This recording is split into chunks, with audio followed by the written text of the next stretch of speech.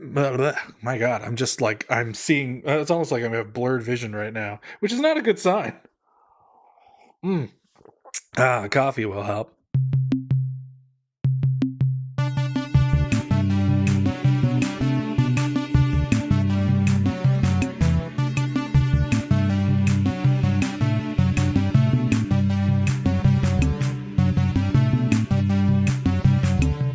This time we watched KTMA episode 18, The Million Eyes of Sumuru. Where it turns out women be awful. And who better to tell us if women be different than men in any way than our good pals, Trace Ballou and Frank Conniff, the Mads, as they are doing a Mads thing tonight at the time of this recording that sadly we're missing. Well, we won't miss it. We'll see it later tonight, but we haven't had a chance to watch it yet. All of you have. I haven't seen this film, but they're doing The Brain from Planet Arus. Yes, that is a hilarious movie in which a giant brain takes over John Agar. Wow. And then also there is a giant brain with big glowing eyes that it flies around at various points and it gets hit with various household objects in an unforgettable scene. Please watch The Brain from Planet Arus, and this is the best way to see it, I think, is with your good buddies, the Mads. I think I've seen that scene of the brain getting pelted or whatever. I know for a fact that I posted that GIF. I think you have. I think that's where I've seen it. In the poster, the brain with like anime eyes and a weird tail where its brainstem should be is just amazing looking. I'm looking forward to seeing this a lot. Mm-hmm. And the Mads have been super good. Yeah, I've enjoyed all their riffing shows. They've all been amazing, and they've got great chemistry. And you know what? They can hold their own with technical difficulties because there was a good chunk of the Halloween one in which they lost Trace, and Frank held his own. And it was very good that they put up the Halloween part of that onto YouTube. So for some reason you haven't seen it yet, go check that out. It is a real treat. Yeah, those are all really great. I guess also worth mentioning, too, is, and I haven't seen all of this, and we were talking about this off pod. You haven't seen any of it, but there was the new shorts that Joel did with Bill and Josh. Yeah. Yes, and I saw one of them, and I laughed a few times. And I'm looking forward to seeing the next one. And it was kind of interesting seeing the dynamic of like the stage show puppets in their respective Zoom windows, because I saw a little bit of. I basically tuned into the show as it was ending, so that's why I saw the second of the two shorts. And I saw a bit with the new host, Emily, I believe her name is. Yes, yeah. And potentially the new host for whatever future MST3K has, and whatever we await for that season 13 that's sure to come, the promised land. But it was interesting seeing of course the Tom and Crow puppets look like exactly the same. But this is my first time seeing the GPC puppet. Oh yes, the little mini gypsy or GPC that they've got going on now. Yeah. So that was good. That was, again, kind of cute. It was like, it's weirdly huggable. It looked kind of plush-like. Yeah, and it fits in the Zoom window so much better. Yes, although, again, I would have loved the extremely, like, zoomed-out Zoom call that would be required to have a gypsy puppet in frame. I can't believe that I haven't watched this yet, but turns out the last couple of weeks have been busy for both of us for various reasons, hence why our early November episode is being recorded, mind you, on November 17th. We gotta get back on track, I guess, but it's been a busy time of year, and thank you for your patience, dear listeners. Yes, and I understand. We also got some listener mail. We did. Speaking of Gypsy, Amy, who likes to comment on our YouTube versions of the podcast, wrote to say, I too appreciate Gypsy always, which is very good. Unlike a lot of fans I've encountered who have super negative feelings about her, largely based on their understandably bad feelings about Malin as the reason the show stayed in limbo for so long. Yeah, I guess that's part of why people sometimes are weird about Gypsy. I think also there are some people who never really got on with Gypsy being sort of dumb. Yeah, although, Gypsy's not dumb. She's just overworked. Yeah, we've all been there. Yeah, and that's what's kind of great about her. But you know, I've always loved Gypsy because of the Jim Mallon performance. Honestly, I think it's one of those things. Like Mallon's actually one of the reasons I feel so good about Gypsy. I think you did a perfectly great job with Gypsy. I like the character as she was back in the day. I don't know. I'm completely charmed by her and aspire to be her in every way. Yeah, I like my Gypsy sounding a little bit like oh, what's her face from the French Cooking and such. Julia Child? Yes, that's what I like my I'm going to have to think about that one. But I do believe that if she made a mistake in the kitchen, that Gypsy would just throw a heap of parsley onto it and call it a day. Yep, either that or some delicious ram chips. All right. Well, I think we need to move along to talking about this episode, which features very, very little Gypsy. This time we watched KTMA episode 18, The Million Eyes of Sumuru. Remember how back in the very racist castle of Fu Manchu, Asian people were presented as a grave threat to everything good in the world? Well, this time, the existential threat is women. Our supervillain Sumeru leads a group of women who want to create a new world order run entirely by women. Gasp. Sumeru is as severe with her underlings as she is with men in general, and if she finds out any of her women have fallen in love with a man, the ultimate sin, why, the penalty is death. Anyway, Sumeru's group has been killing the various male leaders of the world, or marrying them, or whatnot, and they're working on their next target, President Boong of the small nation of Sinanesia, played by, you never would have guessed it, Klaus Kinski. Who will stop them? Well, CIA agent Nick West, played by George Nader of Robot Monster fame, and his friend Rich Lothario Tommy Carter, played by Frankie Avalon. They're just trying to have a nice vacation, but they get pressured by some old British secret agent muck-a-muck into risking their lives to stop Sumeru. After some real first-act nonsense, Nick ends up working undercover for both President Boong and for Sumeru. This triple agent mostly fails at protecting the president, and doesn't really do a good job pleasing Sumeru either. It's all too tedious and pointless to recount. Eventually, Frankie Avalon helps lead a Bay of Pig-style invasion on Sumeru's secret island lair, which explodes, killing all sorts of women within, but not the two women who defected to fall in love with Nick and Frankie Avalon, and Sumeru also just casually walks out through a secret passageway to return for a sequel. Anyway, the end.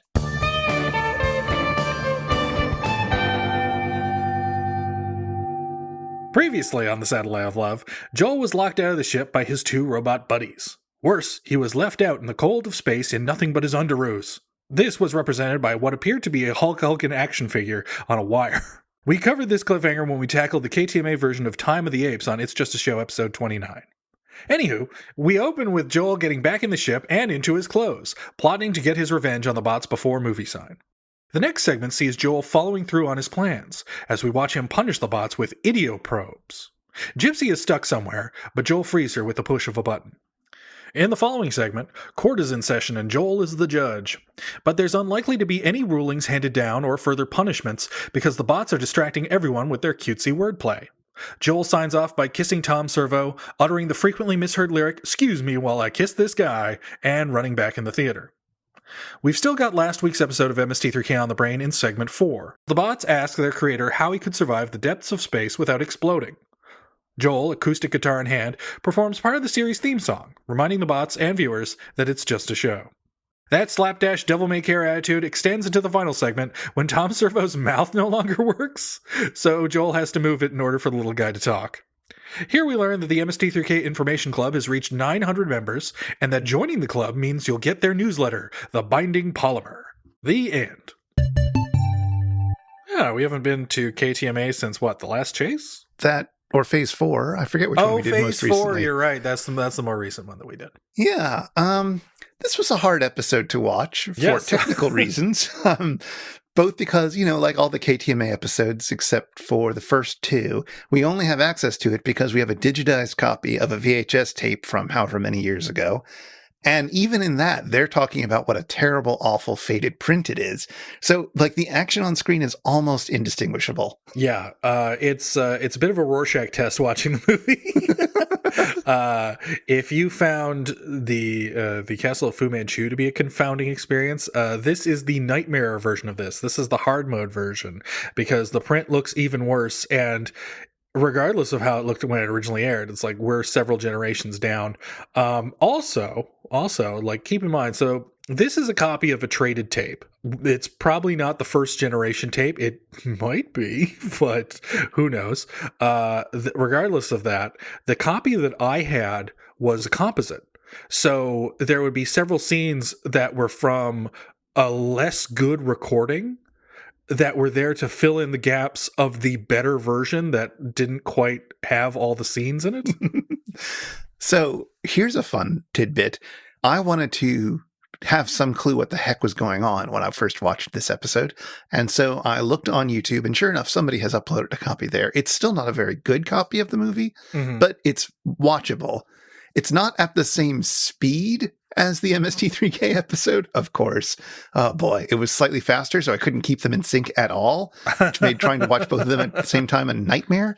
And I eventually gave up. But I did find that in that one, there were also some gaps in the movie, and they replaced them with a Spanish language dub version.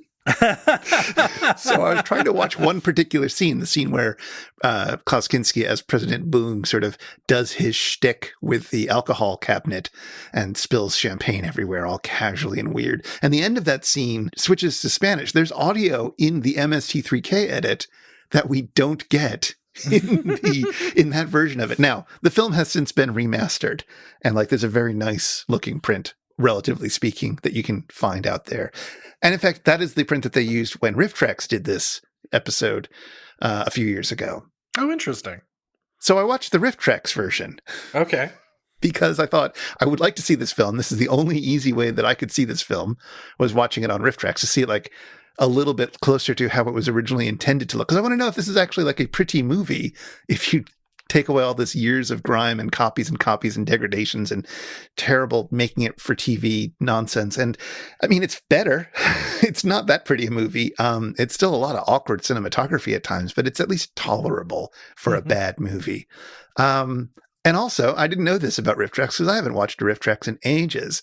It's also cut the hell up. All sorts of scenes are missing from the Riff Tracks version, which clocks in at 70 minutes, but like cuts out about 10 minutes of movie, including bits that are in the MST3K version. So how weird, including the end of that scene, which is only in Spanish in the version. Oh my God, it's a nightmare.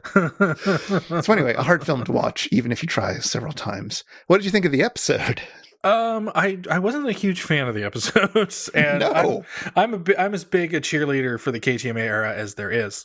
I love a lot of the KTMA era, but there's so much time is spent with this nothing of a movie that they don't really make the best hay out of. They don't really seem to find the right way to go about making fun of and kibitzing with this movie. They don't really find the tone.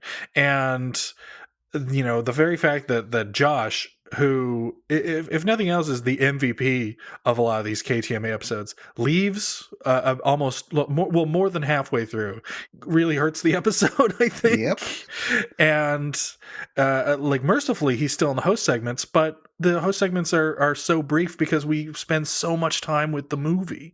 And I just wanted to hang out with Joel and the bots and see what they were doing, and follow up on the arc of Joel punishing them after the last episode. Like, I was having way more fun when they were out of the theater, but they're out of the theater so briefly in this episode that there's not a lot of fun to be had by sitting down and watching this particular KTMA. For diehards and completists only. I agree. The out of the theater segments are kind of interesting. It's interesting that there's continuity. That's not a season 8 invention. They've got it here, where plot is happening from one episode to the other, and it's just as dumb and pointless then. Yeah, because wouldn't you have been just as satisfied if it simply opened like a standard cold open of MST3K and, well, not a cold open, but, they had opened freshly and had no reference to Time of the Apes? Because I had honestly forgotten that Time of the Apes was the previous episode. So I'd completely forgotten that they decided to resolve that quote unquote cliffhanger. Yeah, I mean, we watched that a few years ago rather than a few weeks ago, but yes. That was completely unnecessary. It was interesting to see Joel really punish the bots, like in a way that would again become perhaps a bit more common much later on. And what else? It was weird that they sang the theme song. Yeah, that's not something I was expecting, especially since that's something that Joel would punish the bots for. And I think it's Monster A Go-Go. Yeah, there's somewhere, I forget now, but it's also weird because he does like this really weird reharm of it, putting different chords underneath it, which he would also later do on his most recent tour when I got to see it then. Oh. He performed the theme song with a guitar, an electric one this time, and just changed the chords real weird like, and very much to the same effect. So in a sense, I wonder if this is how he hears the song. It's just with these strange chords underneath it. I don't know. I know which version I prefer. But all the segments are real short, and the movie is terrible. The jokes aren't terribly funny. Even Josh is like just doing sort of cheap Blue material for the first half of it. Yeah. And then this is a low-key racist movie. A lot of it's filmed in Hong Kong, and there are a few, racist, not the worst kind of racist, but racist jokes in the movie.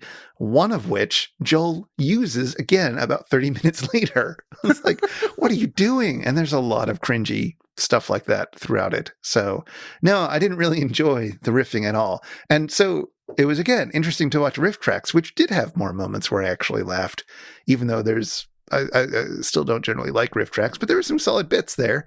So weird. I'm going to say if you really want to watch people making fun of this movie, maybe do the riff tracks instead. And It's Just a Show first. I know, exactly. But it might be better to just skip this altogether.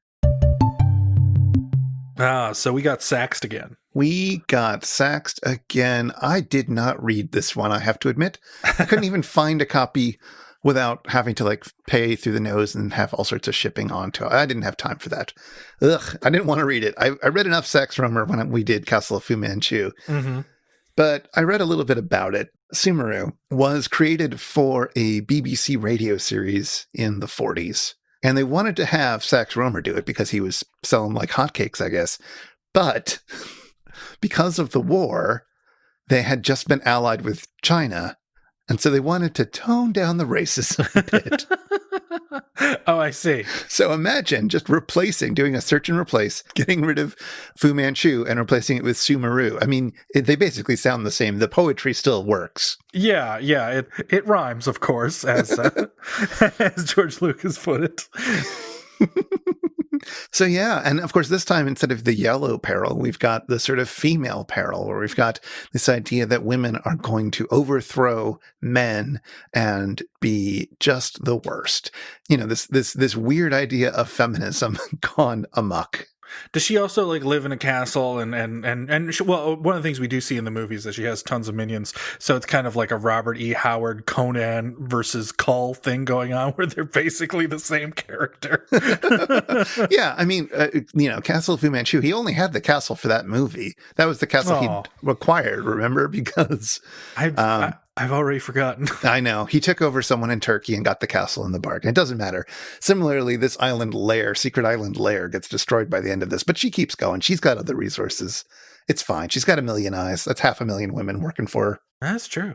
Although, you know what? The only cool thing about Fu Manchu was his cool castle. That was the only thing I liked about him. Boy, when they decided to cast this movie, they found all the not quite greatest actors ever. Yeah, it's rare. It's rare that I've thought to myself, it's like, man, Frankie Avalon, he's really the highlight of the movie, ain't he? So yes, we're going to do another round of familiar faces, and let's start with Frankie. Is he the highlight of the movie? I'd say here's the thing. He has the worst lines in the movie. That's true. He has like almost all the comic relief is on his shoulders. And you know what? He handles it like a pro. He doesn't make me like want to kill him. And that is a huge compliment for how noxious this material is. I'm not saying did I want to kill him? I mean, he's not on screen enough to make me want to kill him. He's there in very limited doses, which I think helps out. Certainly compared with the lead actor, who's there all the time and is always dropping terrible, unfunny lines. But Frankie's just in and out, and that's kind of good if you're going to be this kind of terrible sidekick character. Yeah. Now, this is after Frankie's beach career mostly had ended. I guess this is from 1967, I want to say. Yeah. Oh, okay. And so Frankie Avalon is trying to be a bit more of a serious actor, trying to move from his boyhood, Annette Funicello, Beach Blanket Bingo, whatever movies into proper acting. And they're just sort of easing him in with this little role as like the best friend, the millionaire playboy friend of the CIA agent who's going to do all the work. So he just gets to walk around and have girls on his arms and sleep with someone really quickly and randomly at one point. Do you think that this was a good showing for him in this role? Was he well suited for it?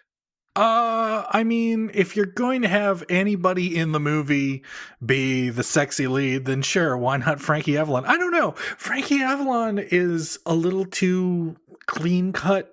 He's a little too boyish. There's something a little bit kind of like ridiculous about him that kind of prevents me from taking him seriously as this kind of like James Bond seducer, or kind of like a droll, dry-witted guy that he's supposed to be, depending on what scene we're in. I don't know. I felt he was miscast. Bring him back to Back to the Beach in the 1980s. Yeah, after he'd given up on his dreams of being a legitimate theater star, and it was like, okay, it'll just be me and Annette being nostalgia bait, and he's much better at that. He is much better at that, and Back to the Beach is a much better movie because it has a scene-stealing performance by one Pee Wee Herman. Exactly. Well, and similarly on Pee Wee Herman's Christmas special, yes, he and Annette make an appearance, and they're just pure nostalgia. And frankly, I think he's better as nostalgia than he ever was in the Beach movies.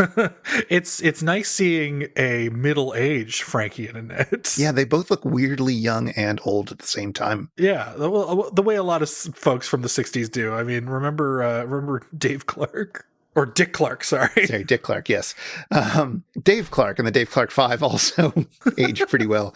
Now, since we last talked about these sorts of things, you have seen Skidoo, in which Frankie Avalon also makes an attempt at a small role to bring him a little bit more into legitimate acting. Mm-hmm. Now, in Skidoo, he's playing it, which comes from like 1968, so the following year. He's playing the son of a gangster who's getting ready to take it over and is living the high life and seducing women and so forth. And then in one particular scene, ends up seducing Carol Channing and then the woman playing Carol Channing's daughter, sort of simultaneously or in quick succession. Mm-hmm. It's very madcap. What did you think? Was that a better turn for him than this or not? Well, I will say this. Skidoo is a much better movie than The Million Eyes of Sumuru, because you know what? Yes. Skidoo is a lot of things, but it's not boring. It's seldom boring. And I will also say that there are some low points in Skidoo, we'll say, but Frankie Avalon is also not one of them, or at least not the worst thing about Skidoo. I think he's better suited in Skidoo, where he's in a silly comedy, than he is as kind of the Robin to this old guy's Batman. Although this is also supposed to be a silly comedy, so. But is this a comedy? That's just it. This raises the question, Chris. Were the 60s funny? And based on this movie and the other one, I'm going to say no. I think Harry Allen Towers wasn't funny, but I also think he stuck out a bit in Skidoo. It's not quite a good role for him. He doesn't quite look like he should be in that kind of situation, but that scene where he's trying to seduce Carol Channing is the best part of the movie. So I don't know. What about that scene in which we have Jackie Gleason on acid? That's pretty good. That's also pretty good. You should go see Skidoo. It's not a good movie, but you should totally watch it. It's worth watching. It's a memorable movie-going experience. All right. Well, enough Frankie Avalon. Let's move back to our good friend George George Nader. Yeah, who the hell is this guy? You'll remember George Nader. He was the lead in Robot Monster. Hold on a second. Does that mean he was wearing the Roman outfit? Because Roman was the lead of Robot Monster. All right, fair enough. No, he's the human. It's unfortunate. Oh, I really liked Roman. It would have been great if this had been a spy movie where the Brits tapped Roman to hunt down the evil Sumeru. I mean, who better to take on a super genius like Sumeru than a man in an ape costume wearing a diving helmet? Well, someday we'll try to watch some movie that has the guy who played Roman in it. Because he was in plenty of movies. No, this is the guy who played the sort of boring lead. Okay. Is there anything interesting about our boring lead? Sure. One of the interesting things which we mentioned in our episode of Robot Monster is that, this is not inherently interesting, but he was gay. But what's also interesting is that later in life, after I believe he'd given up acting, he would write a science fiction novel that was basically gay robot porn. Oh. Sort of. Okay. It's called Chrome. It came out in 1978, and it's about a forbidden romance between a man and an android/robot. Did you read it? You know what? I decided I would read this one. Mm-hmm. The first third of the book is pretty great. Pretty great. Very silly, but pretty great, in which this young space cadet on future Earth goes out into the desert, and his job is to tend to this alien/robot. He looks like a man. In fact, he's the hunkiest man you ever did see. Oh. You get a full description of this. But instead of arms, he's got like silver tubes. And this young 19-year-old eager cadet just swoons mightily. But of course, it is forbidden for man to love a robot. Oh, no. So it goes on from there. Basically, there's a lot of tension. He's largely there to give the robot massages. I am so not kidding. That is what most of the scenes are in the first third of the book. Wow. And then finally, at the end of the first third, at the end of book one, part one of the book, the first 100 pages or so, they finally sort of admit their love for each other. They have the forbidden tryst, and then he gets caught. And then the book falls apart. Oh, no. In the second third of the book, we basically find out, and this is major spoilers, that the robot, turns out he's an alien and is not a robot. Oh. The human, turns out he was a robot the whole time. What? Yep. He didn't know it because they'd wiped his memory. Okay. And then it turns out that there's a real problem because the aliens are sick and tired of Earth because, and you'll never see where this is going, Earth is now run by women. And as you know from this movie, women are apparently the worst.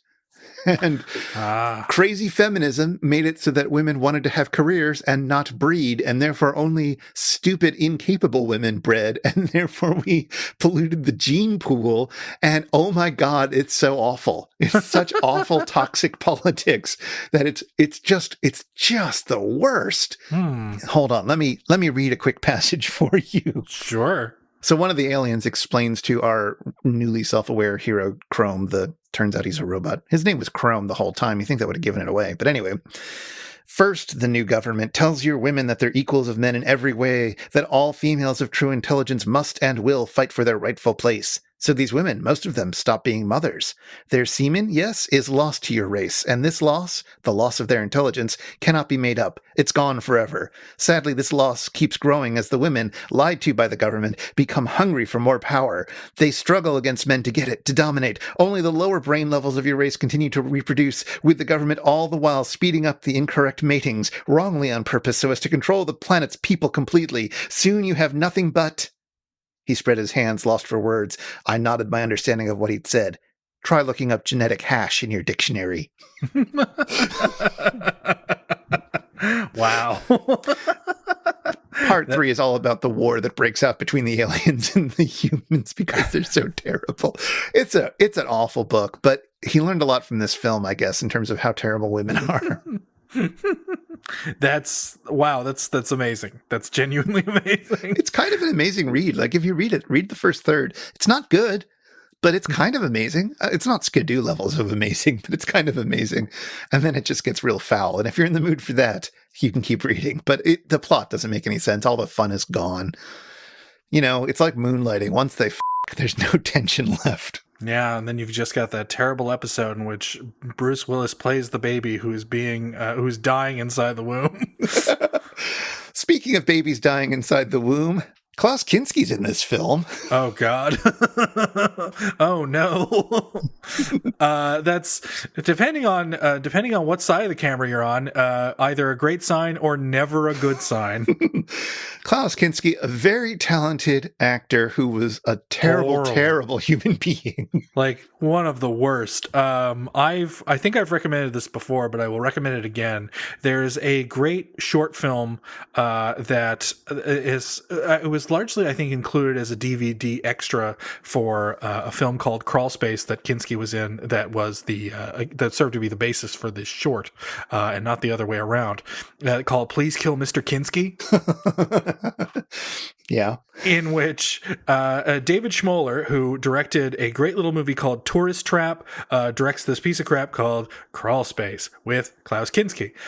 Klaus Kinski proves to be immensely difficult on the set. So they after 2 days, they realize we might have to fire Klaus Kinski. But the trouble comes when the distributors state that no, Kinski is such a good draw, you can't fire him, otherwise there's no movie, you have to keep Kinski.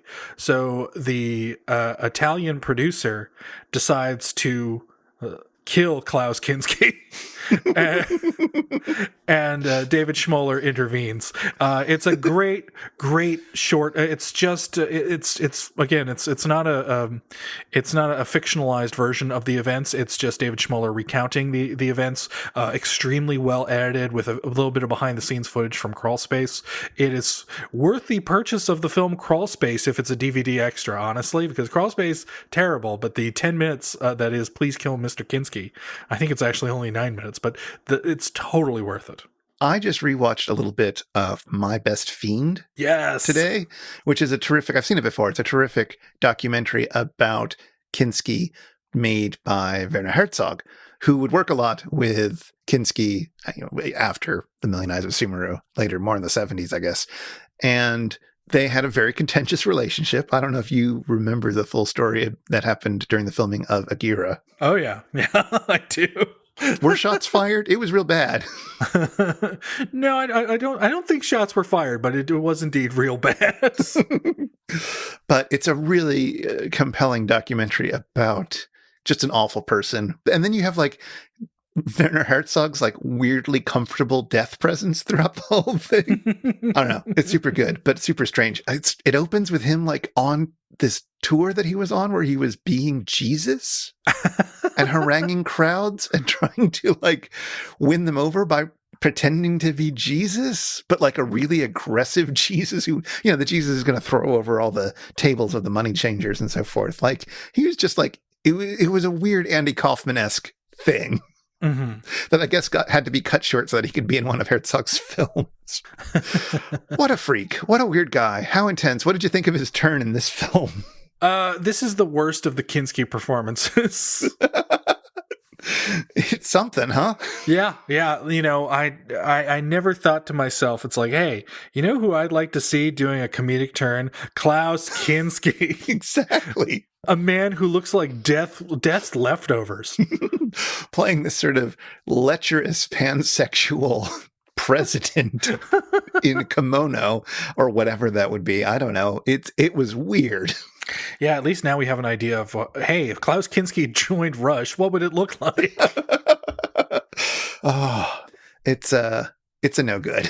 No, it's a spicy meatball in the sense that you should throw it in the garbage and let it burn to the ground. Well, there's a few more people in this film that we might want to talk about, but I do want to know more about the man responsible for putting all this nonsense together, Harry Alan Towers. Mm-hmm. Now, what's his deal again? He hired Jesus Franco a bunch. Yeah, he's worked with Jesus Franco, which seems to be his most endearing quality. That because we talked about a bit about this on Outlaw of Gore, where he came up in Shadow 13. I guess just to recap, that is that Towers was involved with a call girl named Mariella Novotny. Oh, not this story. I remember this now. Yeah. So essentially, this led to Mr. Harry Allen Towers. He appeared before the U.S. grand jury on 5 counts of violating the White Slave Traffic Act. Classic. Yes, he miraculously jumped bail and returned to Britain when there were no charges pressed against him. This might have to do with the fact that Towers was allegedly a spy. Oh, for the US or for the UK? I believe for the UK. Okay.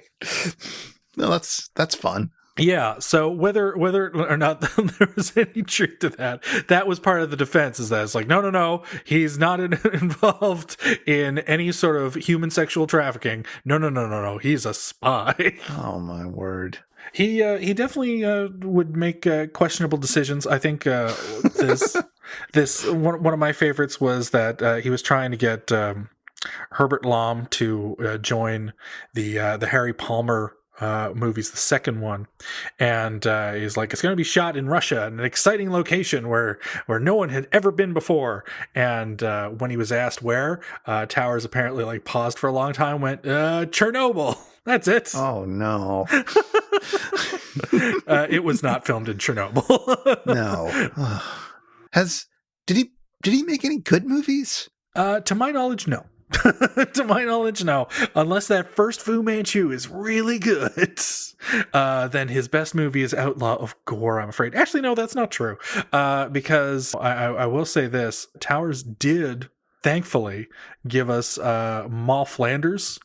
And Moll Flanders was directed by Ken Russell. And Ken Russell is the absolute best. If you're going to watch a Moll Flanders, well, you got to watch Ken Russell's Moll Flanders. I'm also looking at his filmography.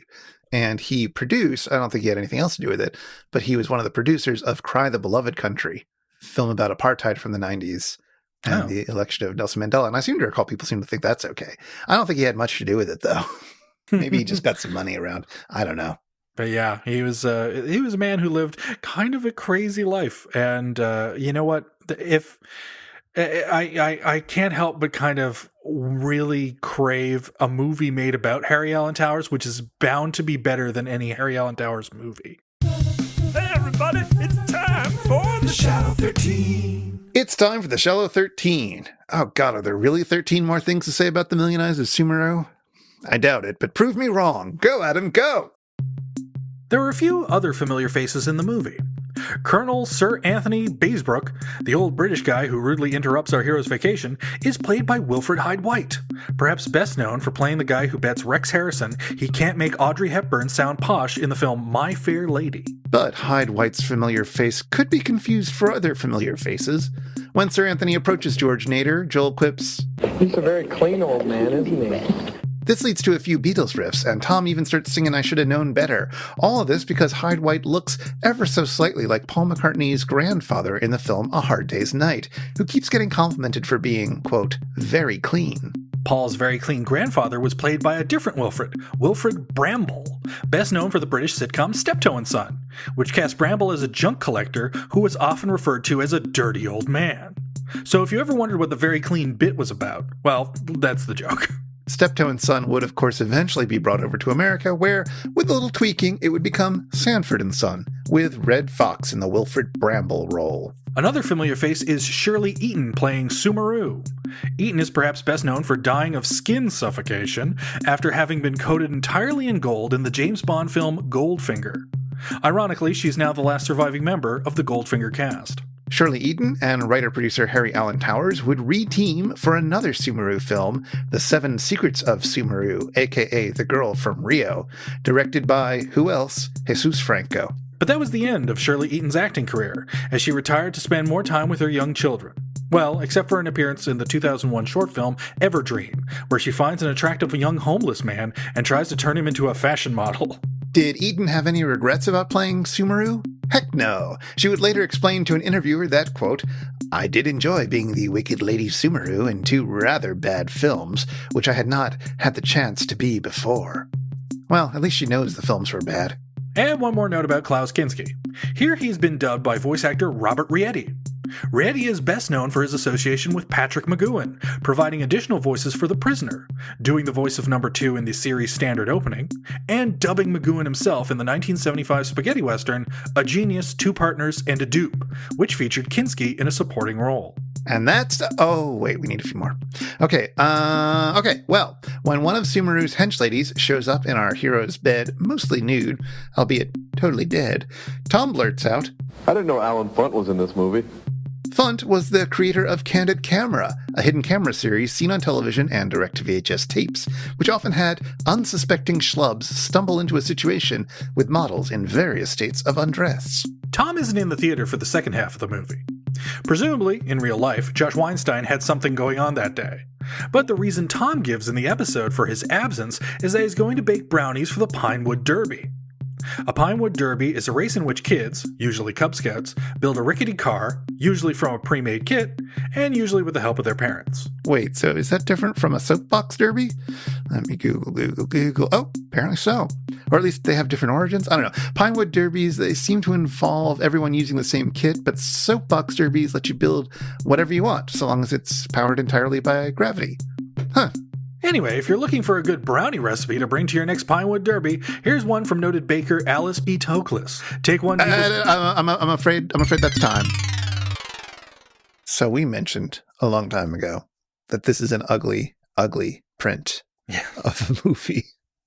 And while we talked about how it was all faded the heck out, we didn't really talk about the other reason why it's so hard to watch, which is that it's been brutally cropped.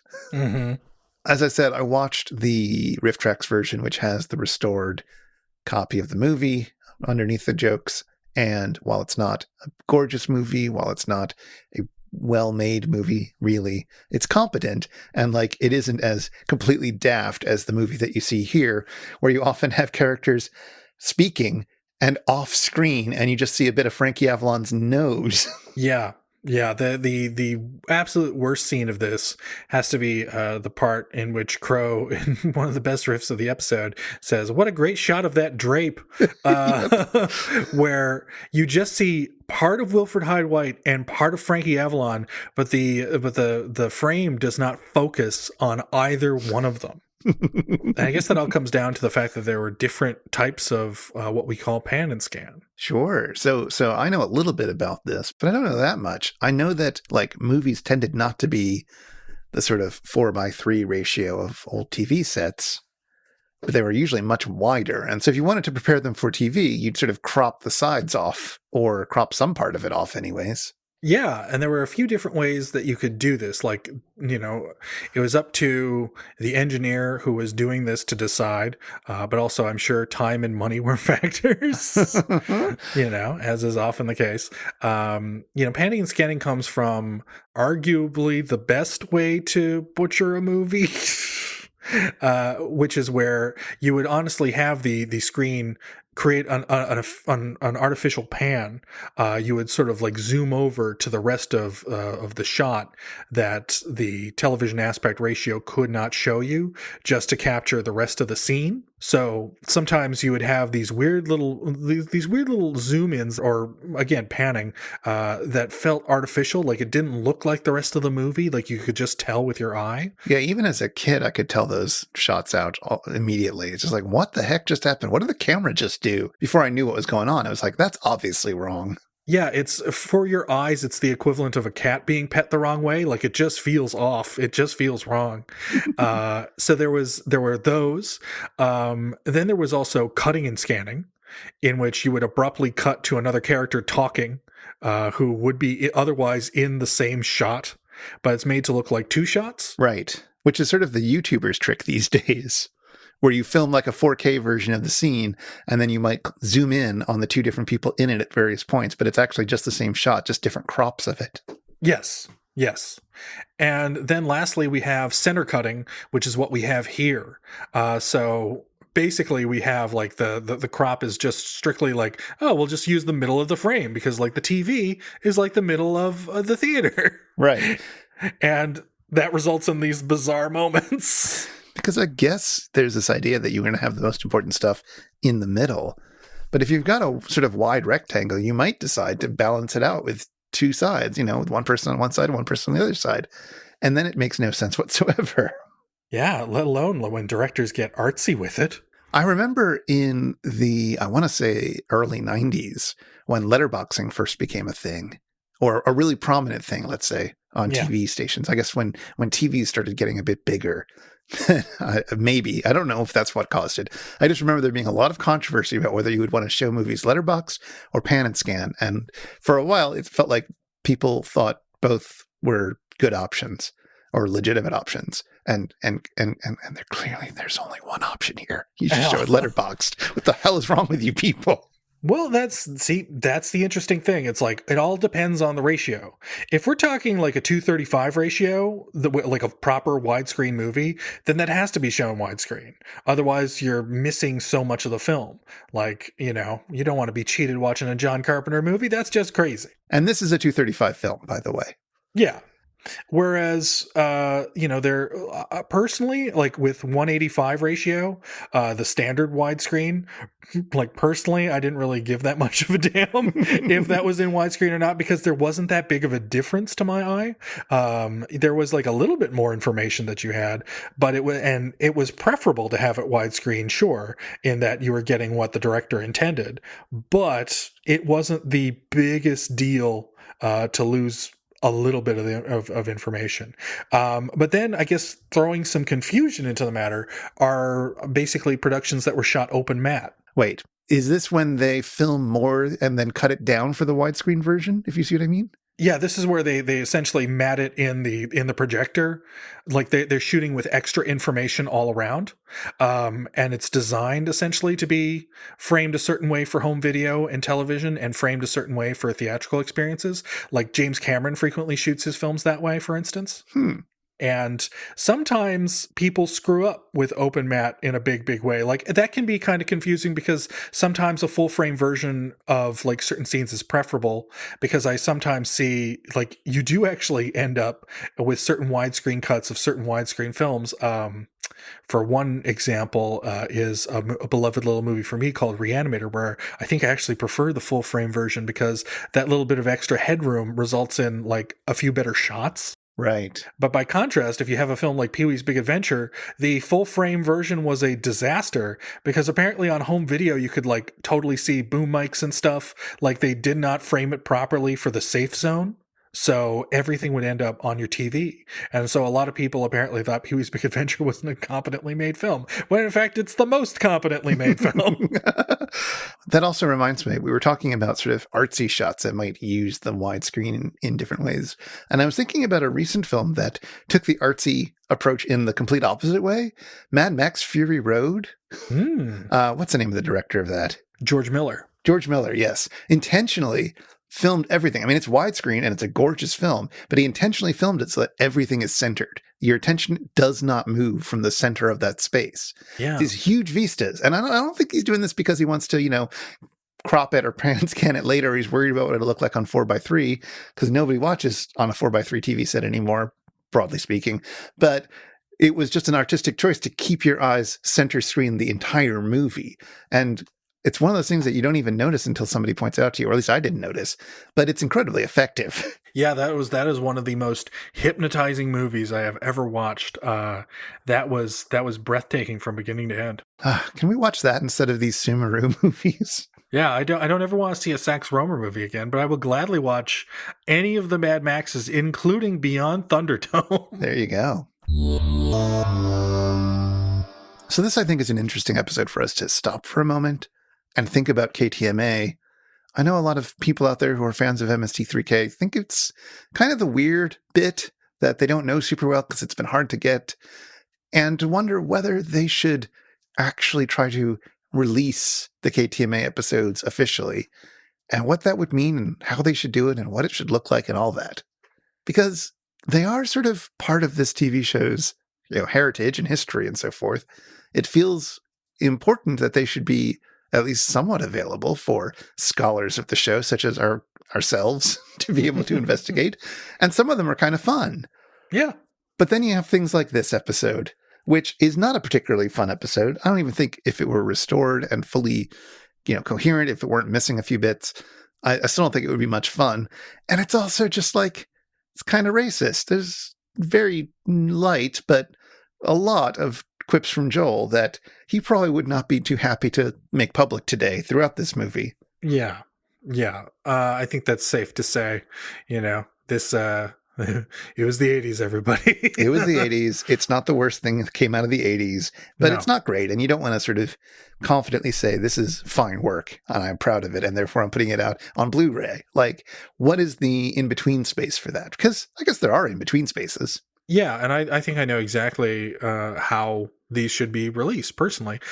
Is that I think you go about this with two avenues for both casual MST3K fans and the diehards, and you do it this way. For diehards, you do put out the episodes, you get the rights to the episodes, and you make them available on demand. And so you make them available either through the Shout Factory website or the MST3K website, and you have them sort of streaming, or you have them like a sort of a paid rental service, the way they did with the first two episodes. Like, you could eventually buy those episodes. I think the Kickstarter extras that we got, I think you could eventually buy those. Right. Just to clarify, the first two KTMA episodes, which were lost for a long time, ended up being Kickstarter rewards for one of the seasons of the Netflix era.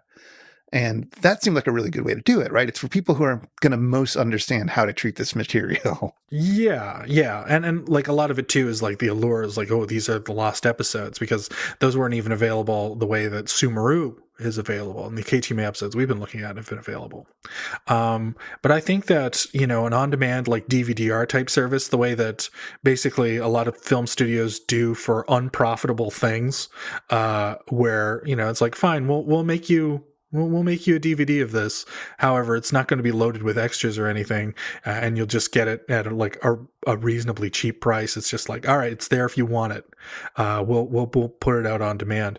And I think the other way to go about this too is to do what Mike Judge did with Beavis and Butthead, which is not often a comparison you would make with MST3K, but I think this would work. Which Mike Judge, it was a young man doing his first TV show. He's not proud of a lot of that, and so he only released a certain amount of the show. The show was released in volumes, where he released only the episodes that he considered to be the best and most representational of what he thought was the show's finest writing. And I think that would be a good way to do it. It's like, oh, the best of KTMA in however many DVDs. And you could release a handful of volumes if you wanted to release, say, more than 4, which tends to be like the standard of MST3K releases. I think that would be a good way to handle it, where there are some episodes that are pretty fun. And it's like, if you liked season 1, then surely you'd like these. Yeah. There is another way that they could do it. And I'm just going to say this real quietly. They could leak the episodes, which is to say, they're already sort of out there, they're floating about, and I think that there's a certain sense in which Joel is fine with that. Like, the people who know to look for it are going to look for it and find it, and the rest, not so much. And it doesn't mean that there has to be any sort of, advertising campaign. It doesn't cause the beleaguered people over at Shout Factory to have to get the rights to this terrible movie and whatever the contract is with Malin, or I don't know what the situation there is. They released the first 2 episodes quietly, so it can be done. But I think just sort of slipping, like, oops, I lost a hard drive. It happened to have the KTMA episodes in pristine quality on it. Oopsie. Oh, they're all over the internet now. Oh, darn. Don't share them now. I think you could get away with that. But then again, I don't know if that would cause ill will. I don't know how it would be political in terms of dealing with other movie distributors or whatnot. I don't want Joel to have problems, but it feels like that's a thing that could happen. Yeah, they could certainly do that. And again, MST3K fans have been circulating the tapes well into the digital era for so long that it's been a long time since I think anyone's had their hands on a tape or a DVD of an unofficial release. So, I mean, if some mysterious torrent showed up with all the KTMAs uncut and in pristine quality, or at least all of them but 3, because that's the one that's actually missing, that would be totally fine. Well, I mean, but 3 isn't missing, right? Like, Joel has a copy of 3 because they've... Right? Because apparently didn't he show the sketches? Here's the thing. There was a copy of 3, and Jim Mallon originally put out sketches from that episode on the MST3K scrapbook and also on the MST3K website. So there was like new, quote unquote, new material from that being released, as of the revamp of the MST3K website when the cartoons came about, like the MST3K cartoon. And then the plan was to release all 3 for Kickstarter, but they could not locate that tape for 3. Oh, I see. Oh, That's okay. my understanding of it. Well, we'll see. You never know. I bet the day after they released those Kickstarter ones, they found it and they're like, oh, there it is. Well, next Kickstarter. All right. Well, I suppose we have covered our million facts for Sumeru, but I suppose we have time for one final fact. Chris, do you have one for us for the Million Eyes of Sumuru? I mean, sure. I mean, you know what? Sax Rohmer was terrible in many ways, but I will say this about him. His books, especially his later books, had some real lurid titles sometimes. I just wanted to share some of them with you, because why not? They also have good cover art in that pulpy style from the mid-century, and I'll put a link up to a really nice old school webpage which has all of them. But they include, well, I should say some of these books got published in the US and the UK with different titles. So the first book was in the UK called The Sins of Sumeru, but in the US it was called Nude in Mink. That's like contradiction in terms. Yep. But okay.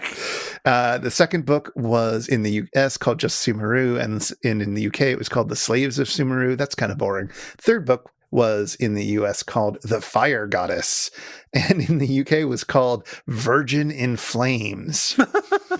And then we had, The Return of Sumeru and Sand and Satin, a Sumeru story. And then they finally got their act together and decided to put them out by the same name on different sides of the Atlantic. So we have Sister Madonna by Sax Rohmer, Master of the Exotic. Oh, dear. Huh. And, I guess that's it. I guess I thought there was one more, but that's it. So, yeah, terrible books, but fun titles and fun covers. Well, something to enjoy. It's like perhaps one day we'll get a perfect recording of not just all the Jess Franco titles, but all the Sax Rohmer titles, so that you can have some white noise to go to sleep to. Don't tempt me. If you've been affected by the issues on today's show, if you've got a million eyes, give or take a few, or if you'd like to ask us anything, get in touch with us. Our website is itsjustashow.com, and we're on Twitter at itisjustashow. We'd love to hear from you. We would. It's hard to say that sincerely. It's been like 80-something times I've said it, but it's true. I always enjoy hearing from all of you. Anyway, this show is made possible by listeners just like you. For as little as $1 an episode, you can help us research and record this show and listen to all of our superfan bonus bits. Find out more at itsjustashow.com/Patreon or patreon.com/itsjustashow. And if you want to follow up on anything that we mentioned today, you'll find links in our show notes at itsjustashow.com/episode/82. Well, that was another dreary Sax Rohmer film and a fairly terrible KTMA episode. Yes. So not just terrible, but terrible by KTMA standards. Yeah, really, don't. We should do something else next. What would be a nice thing to turn to? It's going to be like American Thanksgiving time. It's going to be all cold outside. It seems like another session of lockdowns happening. I want something that'll cheer me up and make me feel okay about the world.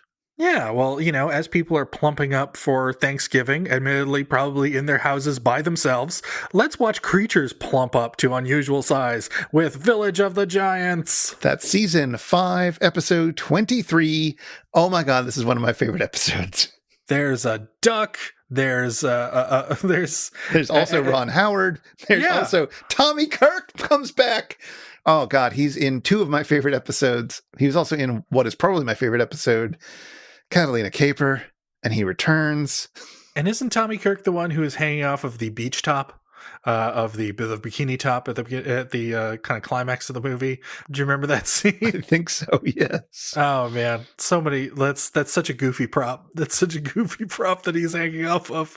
That's one of the things that stayed with me from this movie. I'm looking forward to Well, until then, it. So long, Sumeru. and thanks for nothing. Bye. Take it away, Theme Squad.